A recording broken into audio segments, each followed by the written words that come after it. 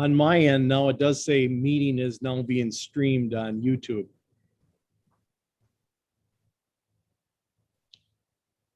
Madam Clerk, do you want me to reshare now? We are good to go, so I will give you hosting privileges again. Thank you. Sorry about that. No problem. Thank you, Lisa.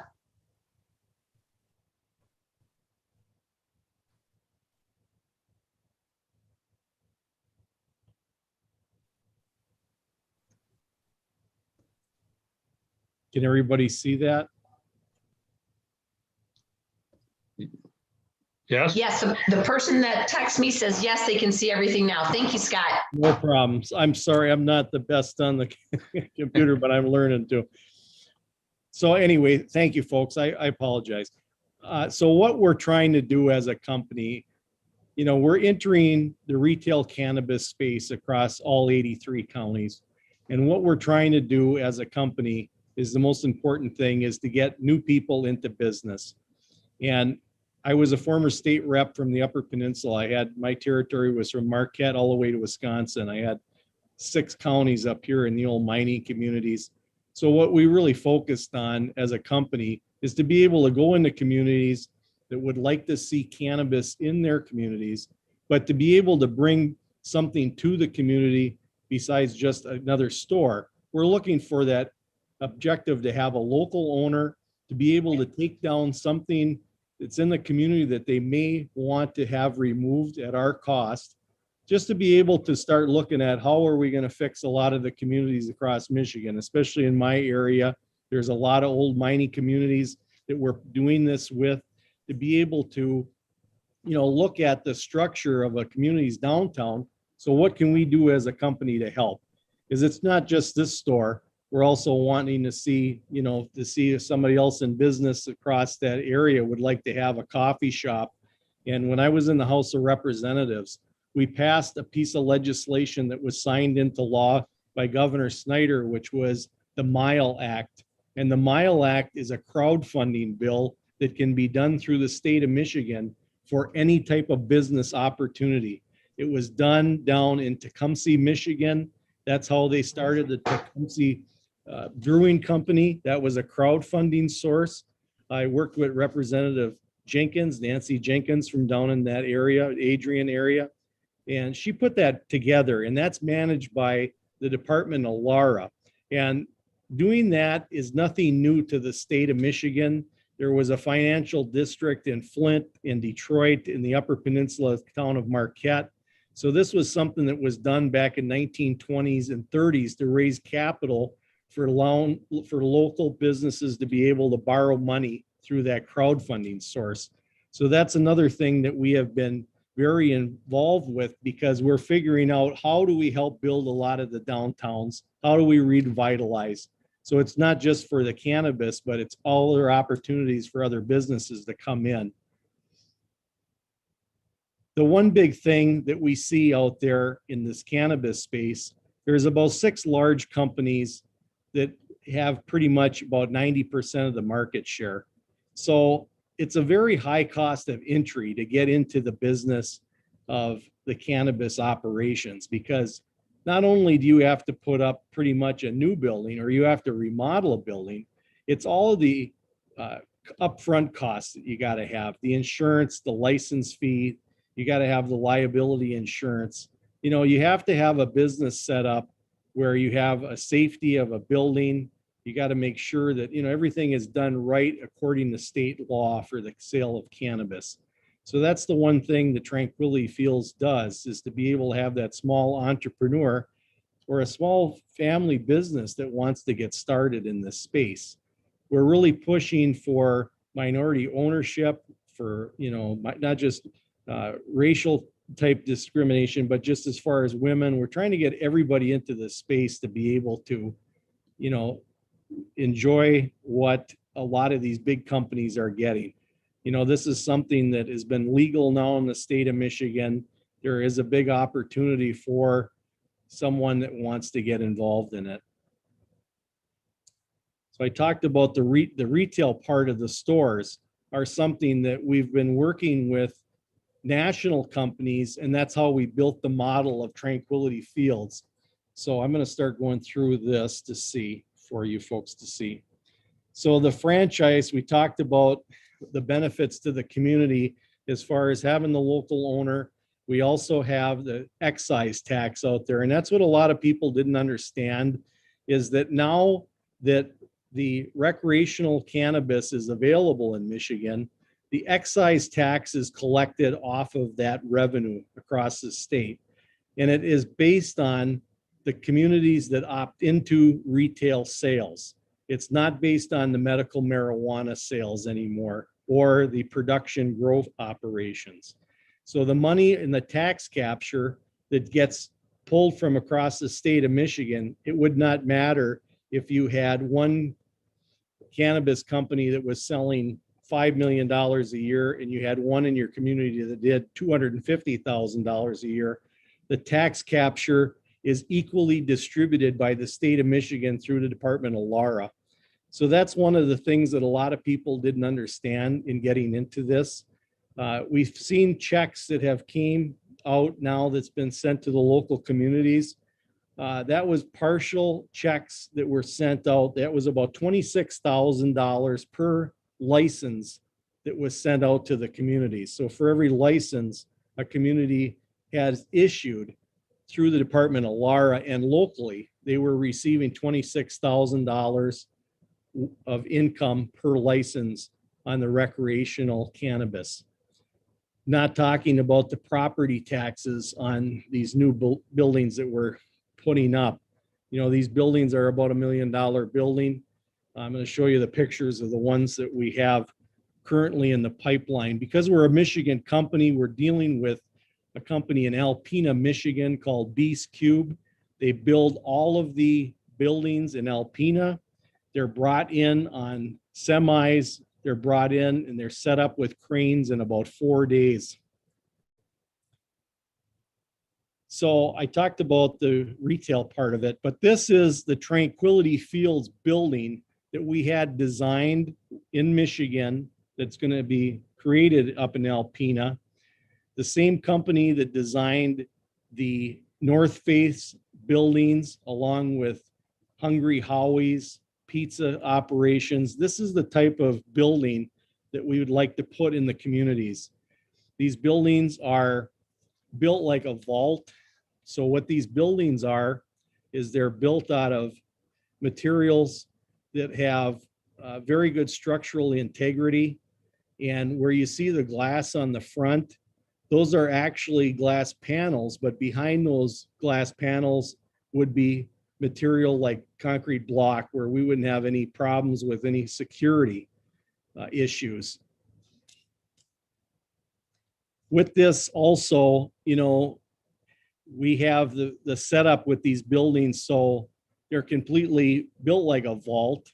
And one of the things that has been a big concern with a lot of communities is the fact that they were a cash operation. We now secured a bank in the state of Michigan, Dart Bank. They are going to be handling all of the business for our company. So these businesses, these retail businesses will take debit and credit card. They'll have full banking along with cash pickup with armored cars. So this is something that has always been an issue for local communities. A lot of people were just very concerned about that. So every problem out there that we've been worked with different communities, we address that. One of the things with the security system, we have 24/7 live access to every part of the interior of that business that is offered to either the local unit of law enforcement, state police, sheriff's association. So we want to be a member of the community where we have law enforcement that has direct oversight of our operations, because it's all about making sure that people feel comfortable in going to these businesses. And one of the things that Tranquility Fields has looked at is the fastest growing market is the baby boomers. And the baby boomers are using cannabis now in the application for pain. They can't sleep. They got anxiety. they're not using so much the raw flour anymore. Like in the past, people used to consume it by smoking it. Now it's edibles. It's injected into foods. So that's something that we really cater to. We're going after that market. And because Michigan is an aging state and 60% of the population in Michigan now are heading over 50 years old, we really looked at that aspect of the business of cannabis across the state in all 83 counties. And that's kind of our niche of where we're going with this. It's a total turnkey operation for anyone that wants to get into a Tranquility Fields franchise. We do everything. We acquire the property. We take down an old structure if that's the case. We build the buildings. We have the whole interior designed out. And we do all the training for someone that has no experience in running any type of business. We train them totally to be able to operate this.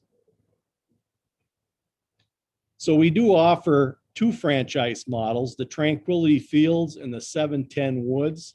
The 710 Woods is a little bit more of an upscale type of retail operation. It just has a little different look to it.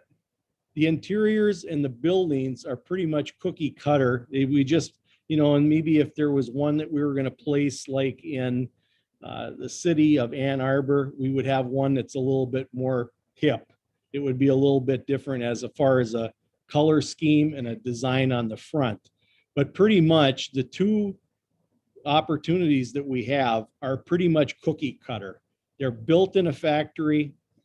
They're able to be put on a smaller lot. These buildings are about 2,800 square foot to 4,000 square foot. And we have them designed this way because they are brought in modular, so we can put those folks on a foundation pretty easily. All of our packaging is designed kind of like a Starbucks packaging. Everything's going to be a packaging that's going to be a statewide package. So everything we have is pretty much color coded. And what we're going to do with the franchise is to be able to train folks that are going to come in that never had any experience probably with cannabis, but they're searching for something. Like I said, they can't sleep. They want something to be able to help them more medically. And the grade of the cannabis that we're going to offer is going to be a medical grade cannabis and as close as we can say without having it certified organic. So we're not going to be using any chemicals to be able to grow this material. So I just wanted to kind of wrap it up here. I appreciate your folks' time, but we spent a lot of time with the marketing. We developed a very strong brand. We really started looking at how the future is going to be an application of any type of retail sales. We will be able to have a mobile app. So all of these stores across Michigan will be able to be like a Starbucks.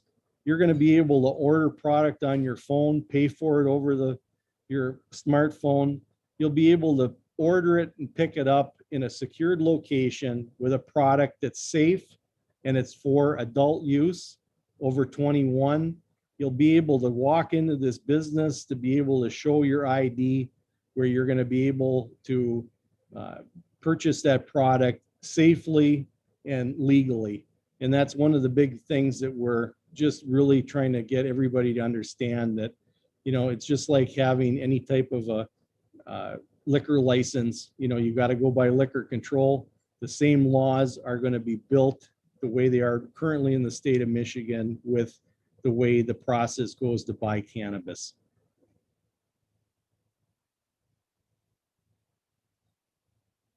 All of our plants are going to be grown in Michigan. We are going to have everything that's going to be processed in Michigan. All of our vendors are going to be Michigan-based companies. So that's our big thing with Tranquility Fields as a company.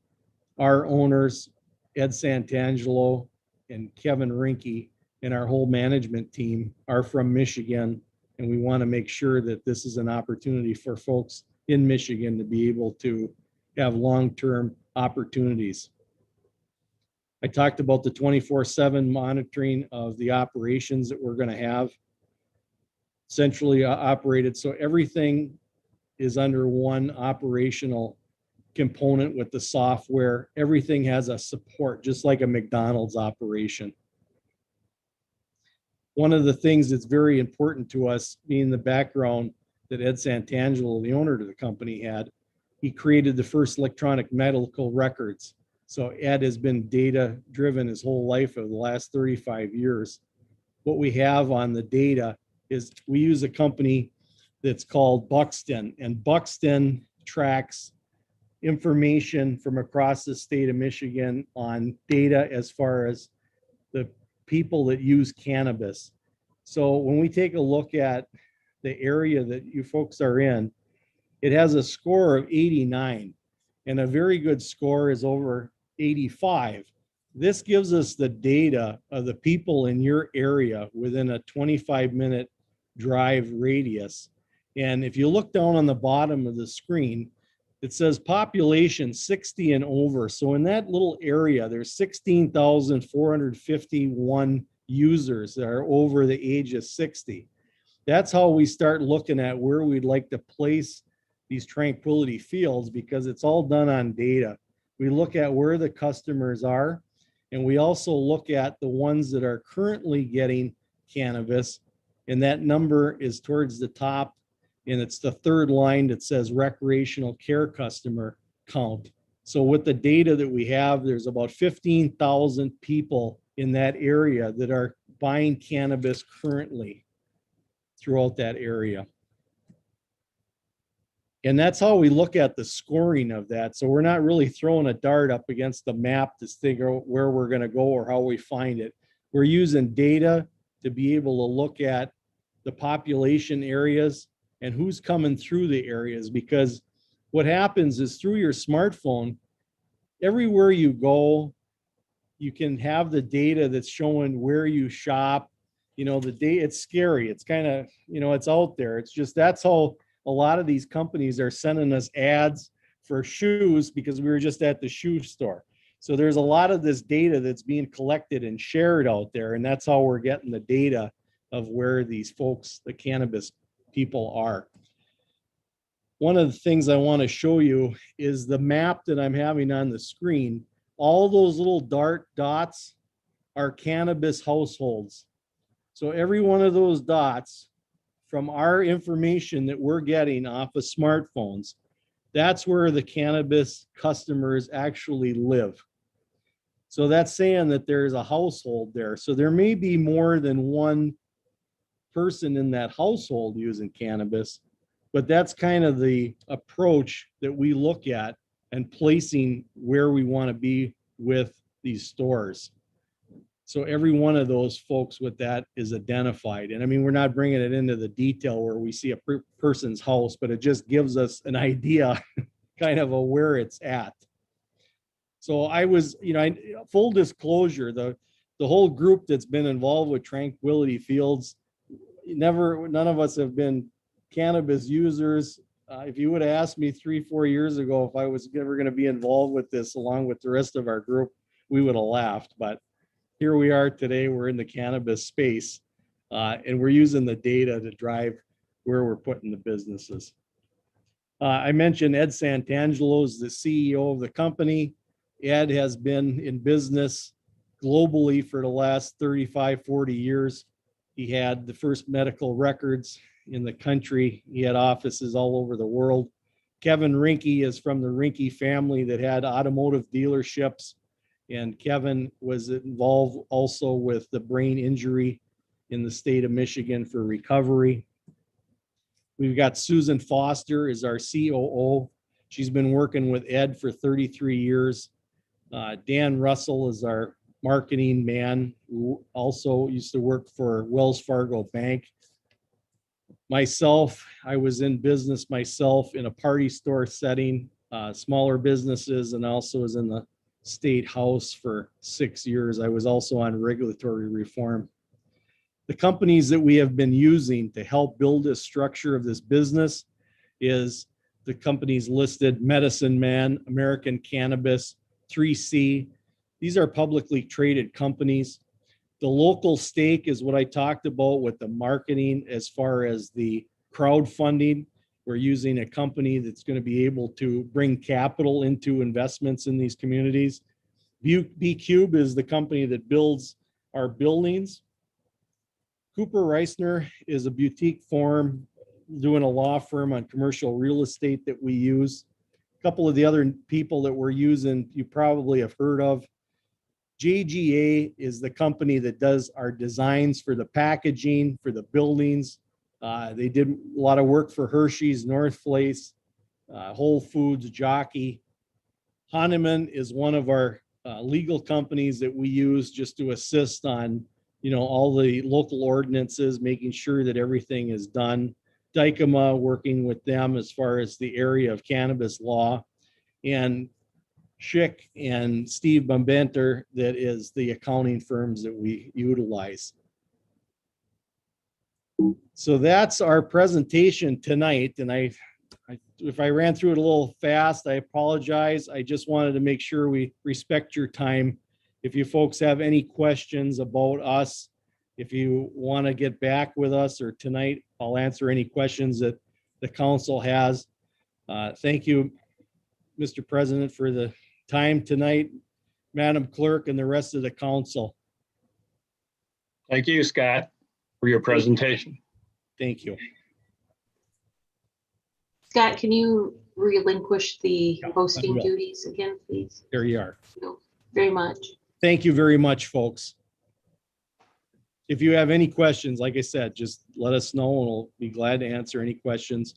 If you want the presentation in a paper form for anybody that may not have had the opportunity to see everything that we showed tonight, I can have Shay send that out to you.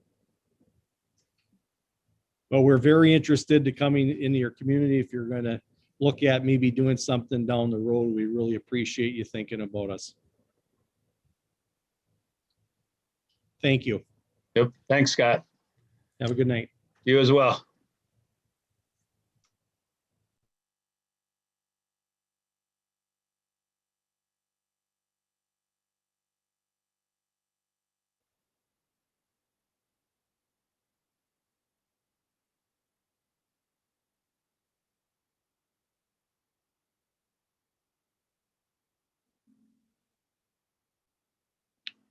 So basically, this was a company that had proposed a presentation to us, and we thought that we would let them share it with us.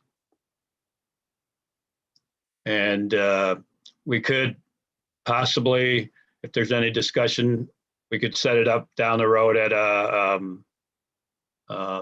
committee meeting, possibly, if there's any, if you see any need for discussion, or we can talk about the presentation, or we can just not talk about it. So anyway.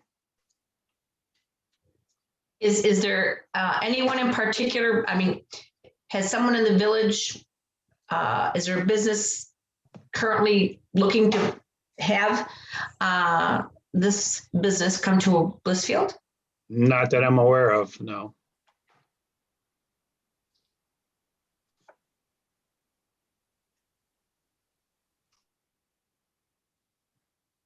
So with that being said, we'll go on to our council meeting. I need the approval of the minutes of the last meeting.